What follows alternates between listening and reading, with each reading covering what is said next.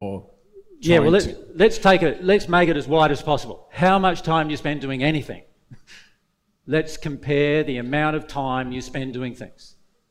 This is number one on our list. How much time you spend doing something demonstrates how dedicated you are to that thing. Is that not the case? So if you say, I'm really dedicated to personal progress, but through the course of 1 month, you never read a book about personal development, you never analyse yourself, and you basically just work hard and sleep and eat and drink, party hard, whatever, and then at the end of the day you say, yeah, I'm really interested in personal development, what you're saying doesn't match how you're spending your time.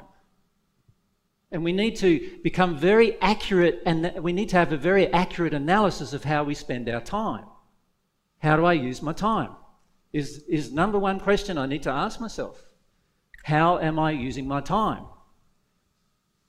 Right now, how are you using your time? Well, you're using your time demonstrating some of your desire by actually being present. But what's your normal life like? What's your day-to-day life like? How much of your daily life is spent with the way you use your time in harmony with what you call your desire to change, or in disharmony with what you call your desire to change, or is completely just useless to change? It's just feeding the current status quo. How much of your time is being used? That's a very good question, isn't it? Okay, let's analyse time for a moment. How much time do we have in a week?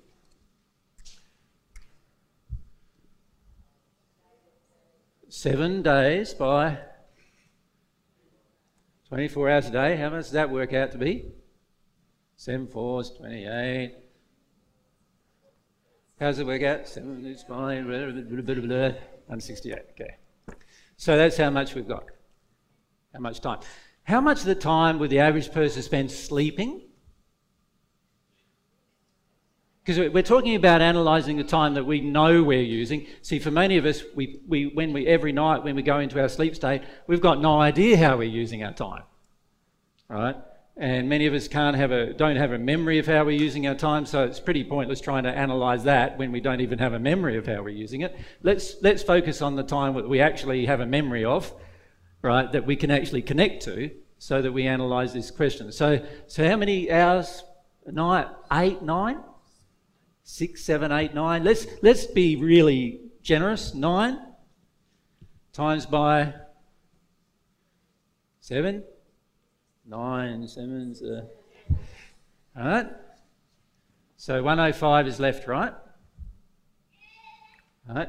Now, how much time would you spend going to the toilet, feeding yourself, washing yourself, bathing yourself, all those kind of things, if you analyse that in a day? Well, it depends how much water you're drinking. Like, you're drinking a lot of water. Did you find that you had to go a few times this morning? Yeah, a bit more than usual, but it's still not very long, isn't it? Like, let's say it's 5 minutes for a number one, or it depends how you number them, I suppose. 10 minutes for a number two, 1 number two a day, and 10 number ones a day. You might have an hour done there, right? And so it's an hour. What about meals? Preparation of the meal, clean up after the meal.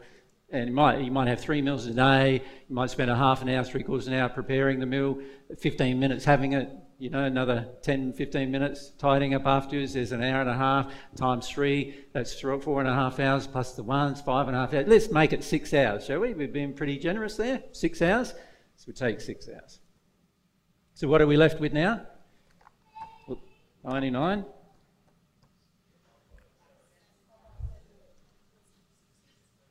What's wrong? Oh, of course. So what is it? 6 times 7? Yeah, see? Good analysis. Good. So what's that? 5 take 2 is 3. So what's left? Yes. Okay, so we got 63 left. Okay. 63 hours, that's what's left in our week. How have you spent your 63 hours? How many hours of that 63 do you spend making money? For a lot of us, that might be what? 40. So what does that tell us? We're not interested in feeding our desires and passions. We're interested in making money because we're worried and we're afraid.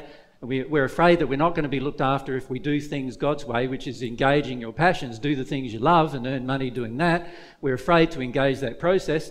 And so what do? Spend 40 hours a week, or, for the average person, that's probably about it, working on things often they don't like doing, right, to get money. So what does that tell us about our fear of financial issues? It tells us we got large fears surrounding financial issues. And to be honest with you, all of you do. All of you have large fears surrounding financial issues. You don't believe doing things God's way is going to make your life better, more financially stable or secure.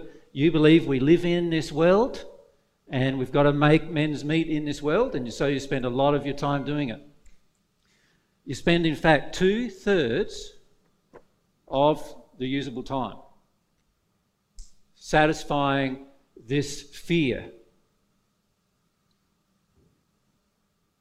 Okay. Anything else that comes up? How much time do you spend watching telly? Or watching movies or entertainment? Shall we call it entertainment involving a screen? Would it be 1 hour a day? For the majority of people on the planet in the Western society, it probably would be nowadays, wouldn't it? At least 1 hour a day. All right. So of the 23 left, there's 23 left, right, after the 40 is taken, and 7 of those, that's 1/3 of that, is taken watching things. So now we're up to 47 out of 63. What else? How about spending time with the family? How much time do you spend there? It depends, I suppose, if you've got a family or not to spend time with, doesn't it? But we need to analyse that, put that in. Can you see what I'm trying to encourage you to do? Analyse the time accurately that you spend doing things in your life. Do it accurately. Do it without any judgment or, any trying to fudge the figures. Just do it accurately, because it's really plain what's going on once you start analysing the time. You see, if we look at just work and entertainment, there's 47 hours out of 63, which is more than 2/3. It's nearly 3/4. It is 3/4 actually, isn't it? 45 out of 60 is 3/4, so it's pretty close to 3/4 of our time is being used on work and entertainment. Now, I'm really passionate about my relationship with God, but I use 3/4 of my time doing something other than my relationship with God. Does that now sound like you're passionate about your relationship with God? I don't think so. If we're honest with ourselves, it's not, right? We need to be honest with ourselves here. What it does is it feeds my desire for fear about my financial welfare, and it feeds my desire for relaxation, because I'm so afraid half the time that I need time to relax, to feel, right? So I need to de-stress myself from my hard working life, which is all about my fear, and so I use some forms of entertainment to distress myself. None of these things would be necessary if I actually developed my relationship with God and my soul, but we do them because we think we have to. Because that's where our real priorities are, if we're honest with ourselves. All right?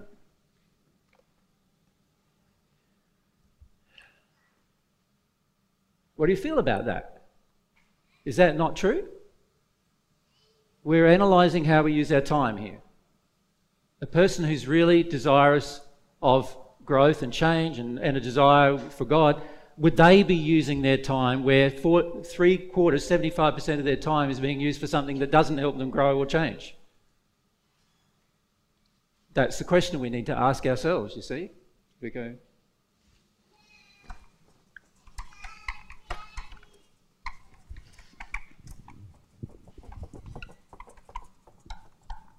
Good morning, Glenys.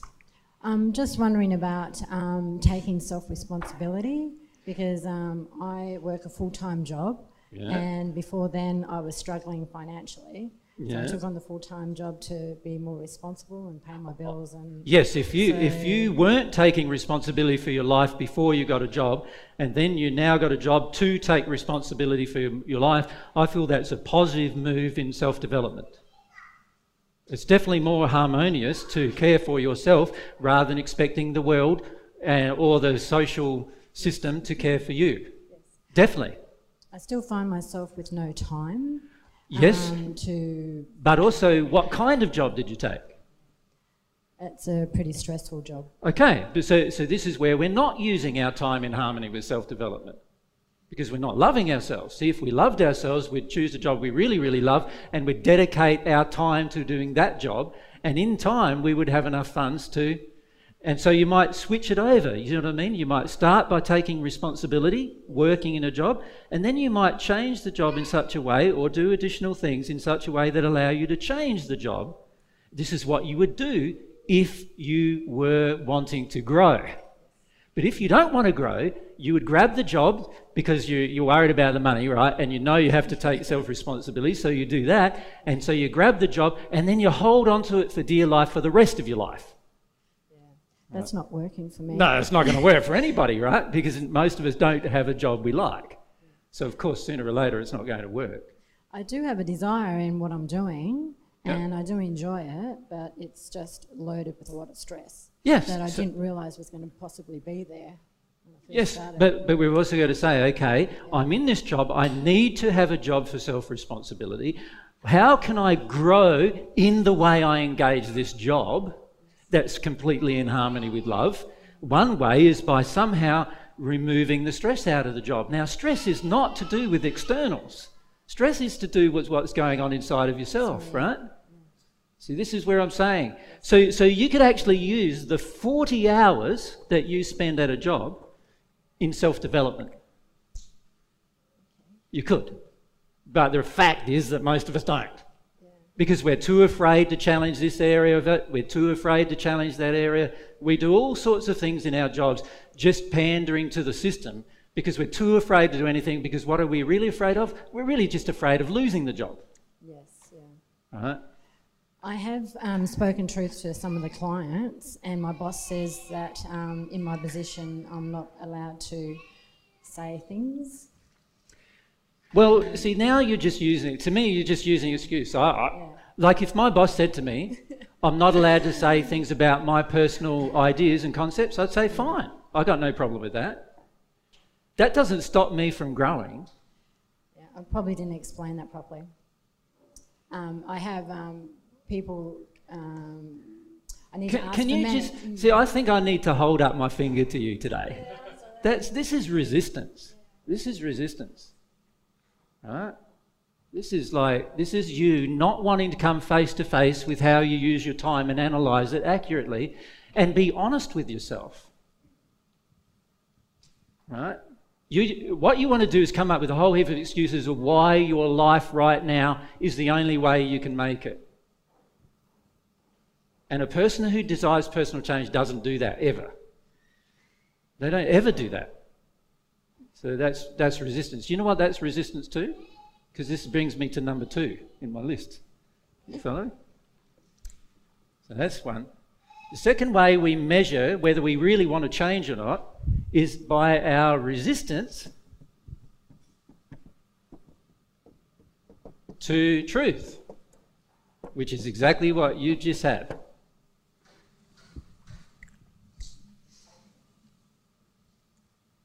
Yeah, you can have the mic back, that's fine. Might get a number 2 though. So it's just which way you're going to go. It's a choice. Fire away. No, use the mic. Could you give me any hint as how to change it around? Like the resistance is I'm not sure what to do. Like to turn that into personal growth. By fear. Your resistance is driven by fear. Right? So it's that simple. Just.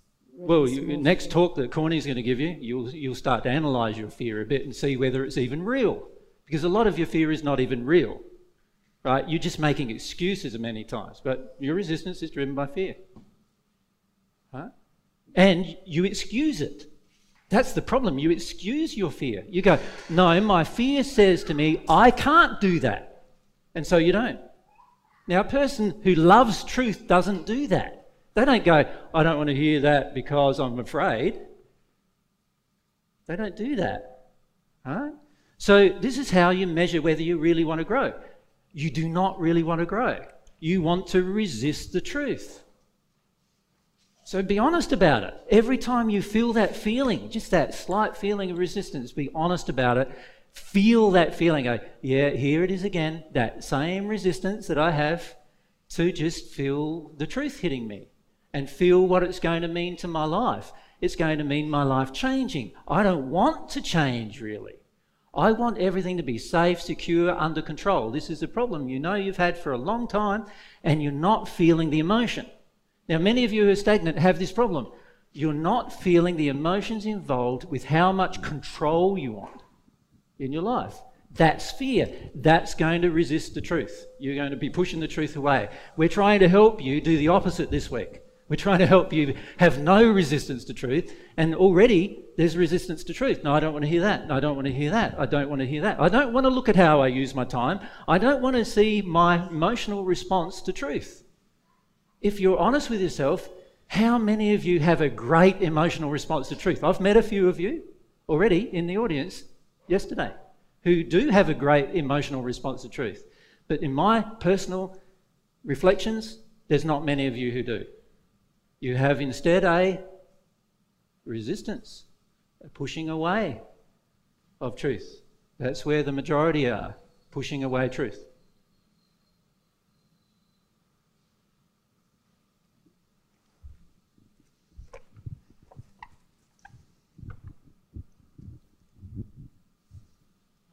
Lani, so is resistance always come with a feeling of fear? Not always, no. It can be feelings of shame or guilt or, there's all sorts of feelings, anger associated with the feeling of resistance.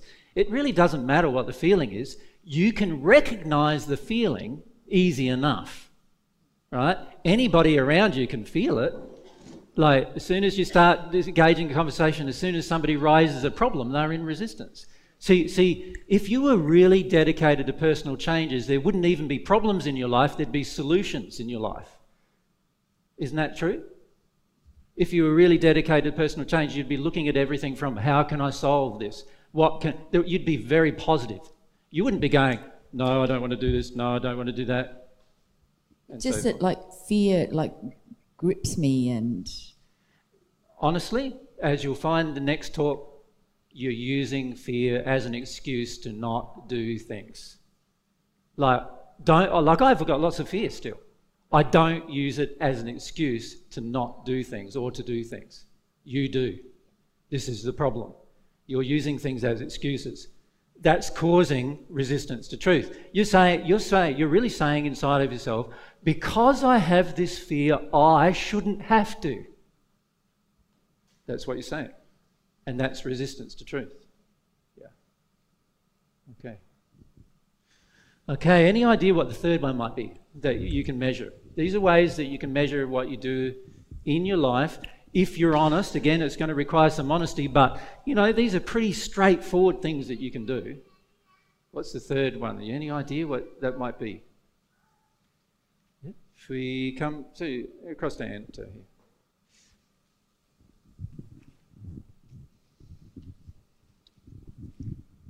Hi, I'm Mento. The amount of time you spend doing your desires. Okay, so can we say that a bit differently to what you've said it? I'm going to say how I use my will.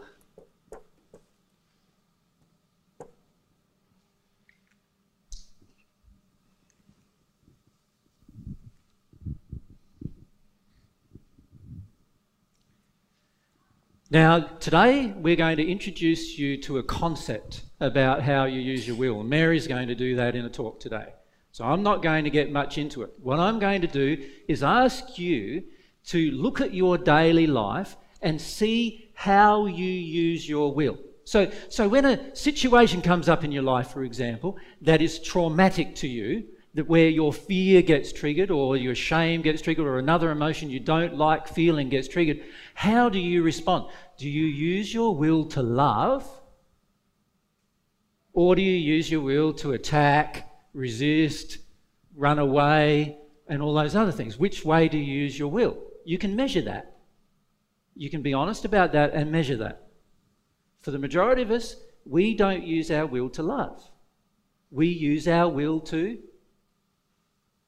do anything but love in many cases, right? We're using our will in an opposite direction. So this is the third way. You can measure these things. So what I'm trying to encourage you to do is to spend your time measuring these things in your life. Have some time of self-reflection, right? Where you actually sit down and measure how you spend your time. And measure how you feel when truth hits you. Measure your resistance to truth. Right? Notice what you do. And ask yourself how you use your day-to-day activities, your will. Now, I'm just going to run through some options here to help you with this thing. Now, remember, this PowerPoint presentation is already on the internet, so you don't have to worry about how fast I go. So you read all that? That's good. Okay. Okay. This is the time question. How do I use my time? We've already covered a lot of this. Do I use it for working, entertainment, working towards my hobbies, responding to crises in my life, getting addictions met in my relationship with others, spending time with people with common interests, doing things for myself, getting my addictions met with activities and food and drink, right? Suppressing and resisting my real emotions, trying to have fun to mask how I really feel. Is that how you're using your time? Or maybe you're spending your time praying. Or maybe you're spending your time reflecting upon God's truth, or reflecting upon your life, or improving your understanding and practice of God's laws, or experiencing your true emotions, or alone working on improving yourself, improving your relationship with your partner, with your children, with your friends, with other people, becoming more loving to others and yourself. Compare the time is what I'm suggesting to you. How much time you spend doing one thing compared to the time you spend doing the other thing. Does that make sense? Yeah? Rita, you want to say something?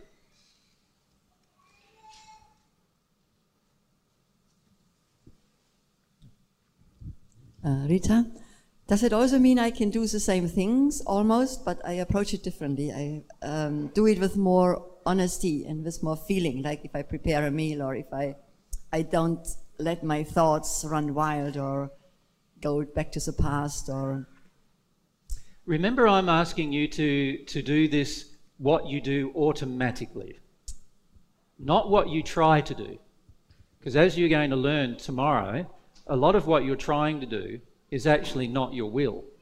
Right. And as you'll learn today, actually, yeah.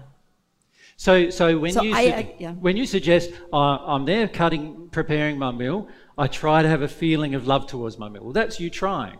If you don't automatically have a feeling of love towards your meal, then your soul's already gone somewhere. Yeah. Right? Or while I prepare the meal, thinking about the family or so, instead of being worried about stuff. But it's right, it's trying. Correct. That's and what we're talking about here is automatically. What am I doing automatically? See, I'm not saying change it. See, this is where a lot of you get straight away in a problem. You think that as soon as I say, look at how you use your time, look at your resistance to truth, look at how you use your will, you think, oh, I've got to change that now. No, I'm not saying change it. I'm saying analyse it. I'm saying sit down and work out, how much do I use my time, how much don't I? That's all I'm asking you to do right now. Changing it's a whole different process, right, than what you've been previously engaging. Changing it's not going to be trying to do something different. So I'm not suggesting that you work out, 70% of your time is done with all these things that you really don't help you grow. I'm not saying change that. I'm saying measure it. Measure that. Make sure every day you know that's what you're doing. You're spending 70% of your time doing something that's not helping you grow. How does that feel? That's what I'm suggesting. I'm suggesting you measure it. Because you don't have to change. You're not going to be able to change it until something inside of you changes so that you can automatically change your life. I'm not suggesting you need to work hard to change your life. I'm suggesting you need to measure where you are right now accurately, because your feelings motivate your choices and decisions. Your desire for real change, for real personal change, is all motivated by your current emotional condition. And there's only these accurate ways of measuring that condition. And the accurate ways of measuring the condition are: how do I use my time? How much do I feel resistance to truth? And where do I use my will? Do I use my will loving, or do I use my will opposite? Or even with no consideration of love? How do I use these things? And I'm saying to you, measure it. Don't worry about changing it yet. Just measure it. Do you follow? Measure it. Because if you don't measure this accurately, you do not have an accurate assessment of your true desire. You don't. You need to measure it accurately. Does everyone get that? Yeah? No? This is what I'm saying to you. Let yourself go through the measurement process without judgment. And Rita, you are terrible with judgment. You, like, every single time you analyse anything, you're instantly in judgment of yourself or somebody else, right? Now, if most of us are honest with ourselves, isn't that what we do? We go, oh yes, I do use my time 75% of the time doing pretty much nothing that helps me grow. Oh, I'm a terrible person. That's the next step. No, that's not where I want you to go. It doesn't mean you're a terrible person. What it means is there's things in your soul that are controlling your life, that while they remain in your soul, you're going to keep doing what you do. That's what you're going to do. You're going to keep doing the same thing over and over again, hoping for a different result, but you're never going to get one. To change that, to actually measure your desire, so this is all about, remember, measuring your desire. How do I know if I have a desire for personal change, right? What I'm going to have to do is measure it. And these are the ways I measure it. Measure the desire. Without judgment, without self-condemnation, without attacking yourself, without trying to change something when you don't feel like changing it, just measure it. Have I made that clear? All of us are we get too far ahead of ourselves, right? We get far too far ahead of ourselves. What we're trying to do is we're trying to go, okay, I do that wrong, so I need to change that right now. No, you need to recognise there's something in your soul that causes you to take that action. And that thing in your soul needs to be found. That's the only way things are going to change. Right? So we don't want you doing what a religious faith would do. You know, we give you 10 commandments and you follow them. That doesn't help your will. It doesn't help your desire. It doesn't help your relationship with God. It doesn't help anything. It just means that you're a good, obedient person, and most of the time you're doing it for an ulterior motive. That's all that means. And that's not will. That's not desire to love. That's not desire for truth. That's none of those things. It's all just a great big facade, which we'll talk about with you tomorrow, the facade. What we want to focus you on is this. Measure where you're at right now. Use these 3 techniques to measure where you're at. This is what I do every day. Every day. I measure where I'm at. And I do it without judgment of myself, without condemning myself, without punishing myself, without making myself feel bad, without hooking into a whole heap of spirits who want to make me feel bad about it. None of those things. I do it because I need to know where I am right now before I'm going to make any real change. That's why I do it. And that's what I'm suggesting you need to do. Now, as we've seen, and as you've already raised, there is obviously resistance to doing this already. Right? Even in this analysis, you're already resistive, many of you, to doing this. Why? Because you judge and you have all these other feelings. But most of the time when you get down to it, we're actually very afraid to do this. Why are we afraid to know the truth so much? It doesn't make any real sense, does it? It's only the truth, once we know where the truth is, if we know where we are right now, let's say it's there, right? And here's where we're aiming, we've got to know what's in between, don't we, to a degree? We've got to know where we are right now in order to change. We've got to know what we need to work on, right? If you can't accurately and honestly measure this point, ground zero, if you like, where you are right now, then how are you ever going to measure whether you've changed or whether you really even desire to change? It's going to be pretty hard, isn't it? So our suggestion is this. Use these 3 questions to analyse your personal desire for change, and rather than condemning yourself and judging yourself and thinking you're a bad person because the numbers all crunch down to the fact that there's very little desire to change, you then know, I have very little desire to change. And that's a great thing to know. Because then you can ask yourself this question: why do I have very little desire to change? Right? But if you think you already have a huge desire to change and your life is proving that you really don't, then you're just fooling yourself and being self-delusional. Now, trust me, no self-delusional person can have a relationship with God. And honestly, no self-delusional person can have a relationship with themselves or anybody else really either. So that's a pretty pointless thing to do, be self-delusional. We're better off being honest. But you need to learn how to be honest without judging yourself. You need to learn to do that. Does that make sense? So, homework. What's your homework, do you think? Ask yourself those 3 questions, all right? And do it without judgment. Do it without judgment. How am I using my time?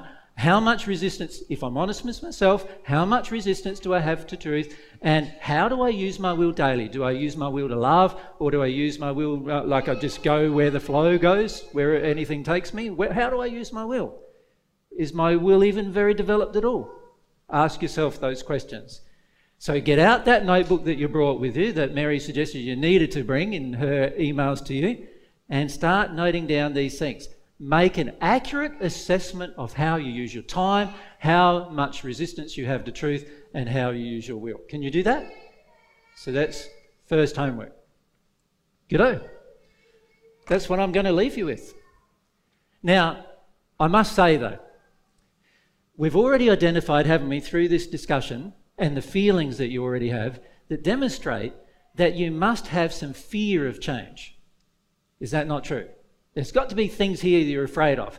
Now, for some of you, you're afraid of losing relationships. For some of you, you're afraid of what you might find in the future about yourself. For some of you, you might find that you think, you start feeling you're a terrible person and all those kind of things. There's all sorts of things that you might discover in this process about yourself and your feelings.